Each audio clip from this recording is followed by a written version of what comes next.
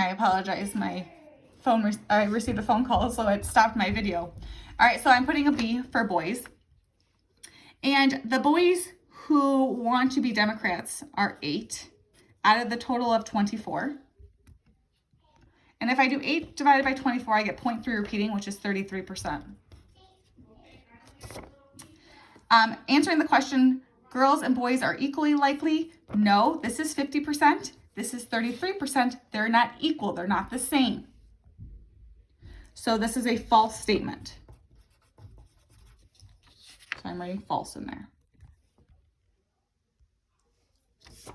Number 2 says boys are more likely than girls to be independent. Well, if I look at the boys, I'm just putting a B, who want to be independent. I've got 4 boys who want to be independent out of the total boys, which is 24. If I do 4 divided by 24, I get 0.16 repeating, so I'm going to round that to 17%.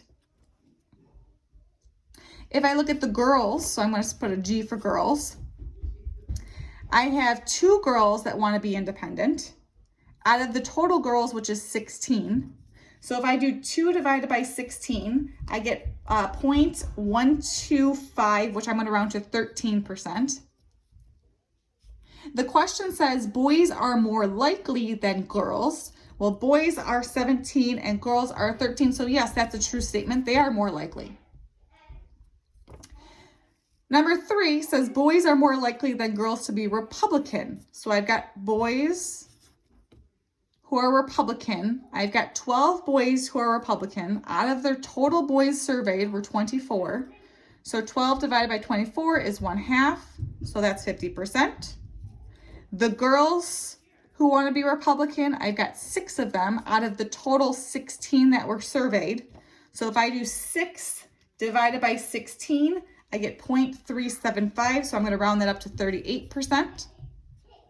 Going back to the question, says boys are more likely than girls. Boys are 50%, girls are 38%. So yes, that's another true statement. Boys are more likely.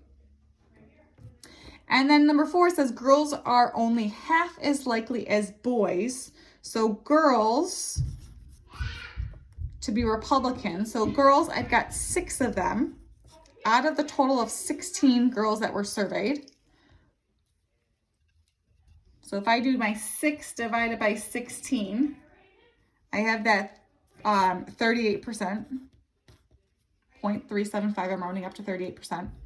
And then my boys, once again, so this is still the same data from above, the 12 out of the 24 gives me that 50%.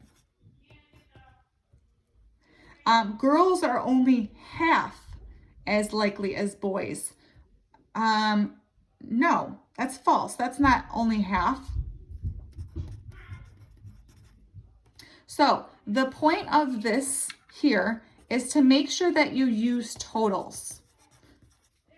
Make sure that you are comparing the category, so for example, the Democrats versus the total number surveyed. Don't just compare boys versus girls. You need to look at the grand total. The last part of this, for part C, it says to copy and complete the table below to show the fractions or percentages of boys and girls with each preference. So here I am changing the data. And let me pull over my table from the first page. They want you to complete this to show the percentages. So I've got the 8 over the 24 gives me simplified form 1/3, which is 33 1/3%. If I have my girls, I've got 8 out of the 16 surveyed. If I simplify that, that is 1/2, which is 50%. If I look at independents, I've got 4 boys out of the total of 24. If I simplify that, that's 1/6, which is I'm going to round to that 17%. My girls that are independent are 2 out of the 16 surveyed, so that's 1/8. And if I do my 1/8, that's my 0.125, so I'm going to round that up to 13%.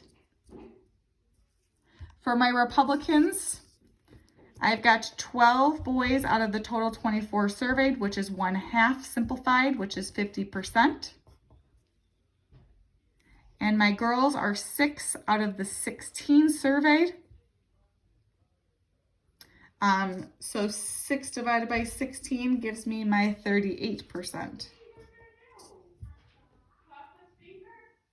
If I do half of this, I apologize, I should have simplified this. 3/8 simplified form.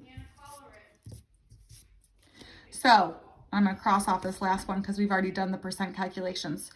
So make sure that when you are looking at data, you are comparing it to the grand total, and then you are changing them into the percentages.